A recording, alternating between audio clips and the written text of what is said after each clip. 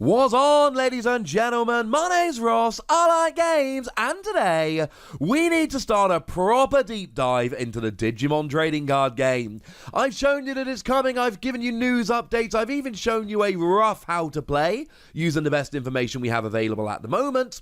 But we've not started digging into cards, and that's a little bit sad. So I think we need to start moving in and having a look at these cards. Now, gigantic caveat before we get going, we haven't seen many Digimon cards. So it is very difficult for us to actually make judgments about how good these cards are or not. Please take all of this with a pinch of salt. There we go. And one more quick note, huge gigantic shout outs and thank yous to the lovely Jason Snowjacks over on the Facebook group and Digimon World and Google Translate. The translations are a mashup of those three sources and I feel pretty good about them. So let's start off with what I'm assuming at least is the most famous of all the Digimon, Agumon, and apologies for any pronunciations, I'm not traditionally a big Digimon dude, so bear with me. We've got a free cost or zero evolution cost. That is to say you can either pay 3 on the memory gauge to play it, move it 3 spaces to the right or towards your opponent, or 0 if you play this level 3 card onto a level 2 card. It does not have a skill, but it has an inherited skill, which says that this Digimon gets 1000 DP on your turn, i.e. not during your opponent's. So as you evolve up and up and up with this card, you will always have 1000 more DP than you would if you didn't have Agumon in the chain, which is quite nice. Now, if we take a step back for a second, we've also got a Digitamer, or baby Digimon. We've got Koromon, a level 2 card, no cost, because remember, Digitamer start the game in the raising area, there is no playing them down. And it reads, during your turn, i.e. not during your opponent's turn, if this Digimon has 4 or more evolution bases, you get plus 1000 DP. That is to say, if you've got enough evolutions on there, you will get plus 1000 DP. So whereas Agumon just gives you that plus 1000 normally, Koromon makes you work for it. You can have it, but only when you've evolved up enough. Now we do also have a very small little digi picture of Piamon? Let's go for that.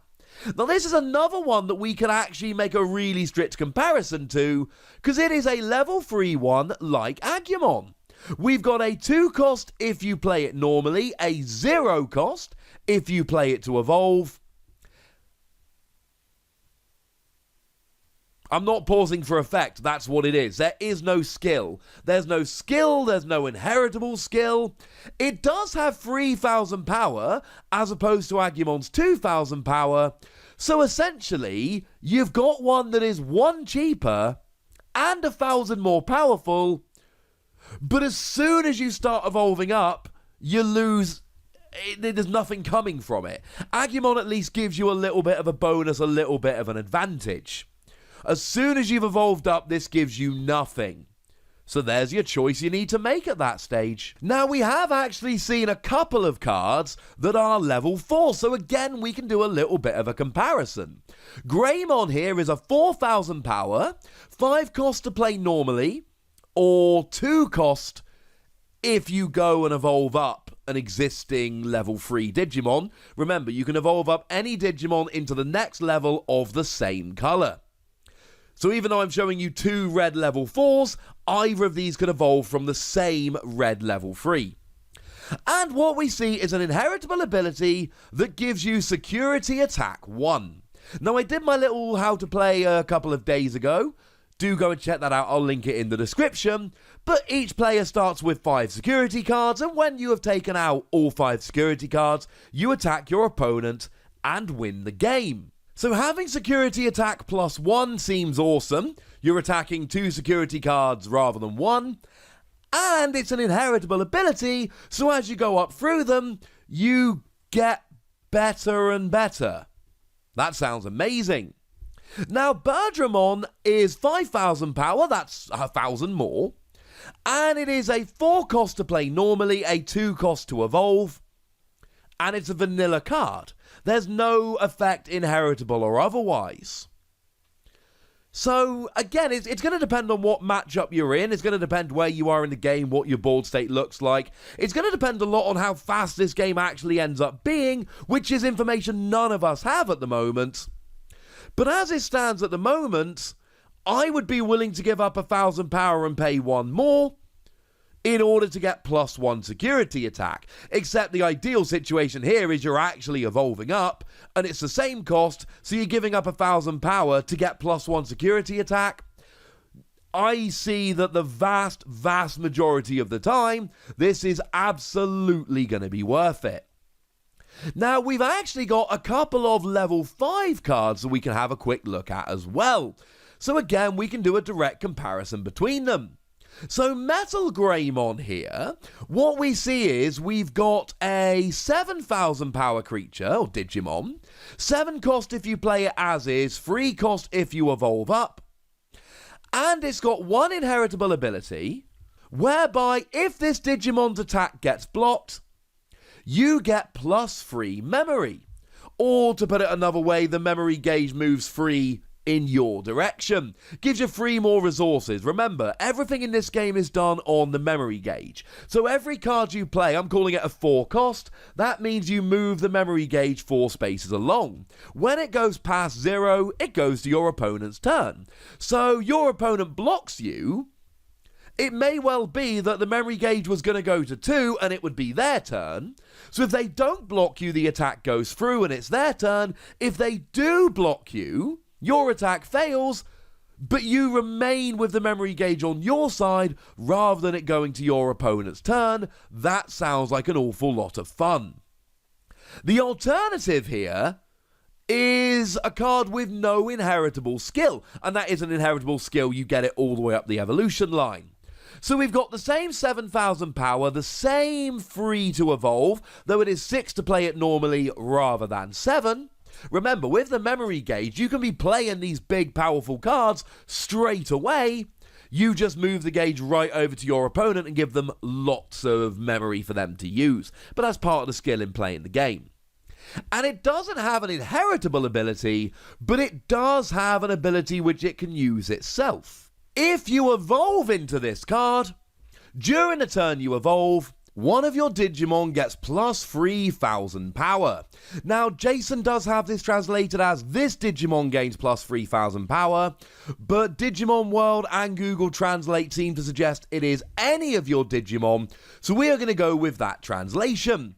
So, okay, it's technically not a vanilla character, but if you just play it normally as a 6 cost, you don't actually get the bonus, so playing it as a 6 cost for 7,000 power is not as good as a 7 cost for 7,000 power with a really nice inheritable ability, so maybe my opinion will change over time, but as it stands at the moment, I'm looking at these ones that have got inheritable abilities and going, generally speaking, they seem like the better versions of the cards. Huge caveat here that if the game is so fast that evolution becomes a luxury rather than a necessity, then inheritable abilities will become a lot less important, but I can't imagine that will be the way the game is actually designed. So the only thing that's left, I suppose, is to look at the only red level 6 card we've been shown so far. We are focusing on the red theme deck for now. We'll look at the others in future videos. Now, this is a gigantic character, but of course, you know, it's pretty gigantic, right? It's a level 6, so you evolve up into a level 5 for 4 cost, or you play it normally as a 12 cost. Again, you can potentially play this on your first turn, depending on if there's any other rules we've not been told, but you're going to give your opponent so much memory to use on their turn that it's arguably going to be a little bit silly. Of course, there might be rules for how much over your gauge, etc. you can go. I don't really know. We'll have to wait and see. But it's a 12,000 power, which seems pretty good.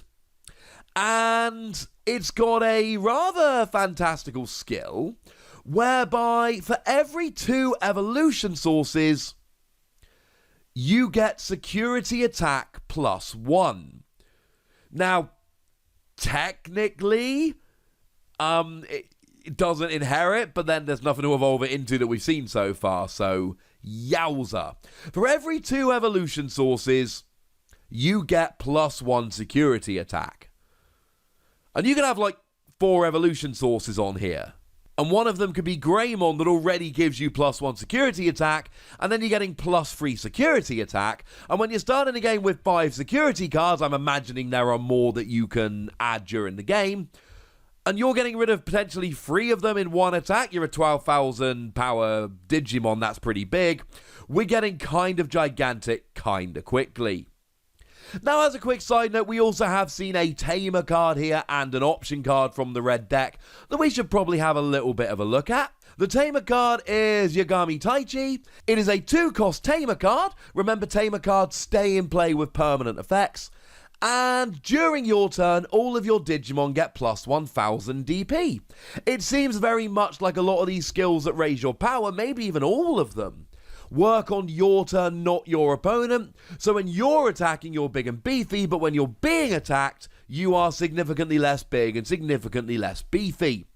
You've also got a security skill, a skill which activates when it is flipped as a security card, that lets you play this card without paying the cost. So if this ends up as one of your security cards, you flip it and go, oh, it goes straight into play, and on your turn, all your Digimon get +1000 DP.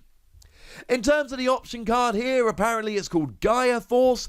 It is an 8 cost, which is pretty gosh darned big. But it's got an effect which destroys one of your opponent's Digimon.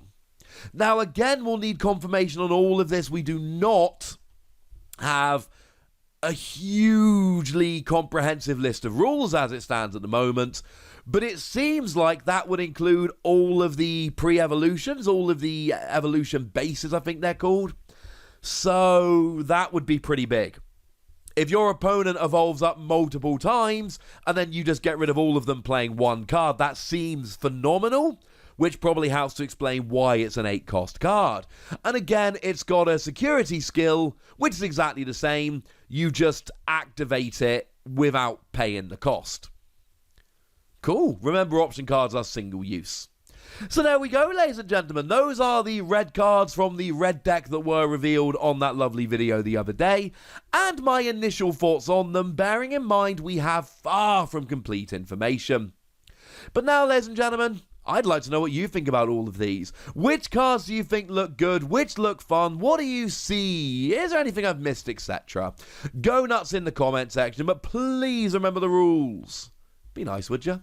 And then make sure you like this video, subscribe to this channel, and follow me on Twitter at the Wossy, where we talk Digimon and a whole bunch of other games. But by far the most important thing, as always, look after yourselves till next time, would ya?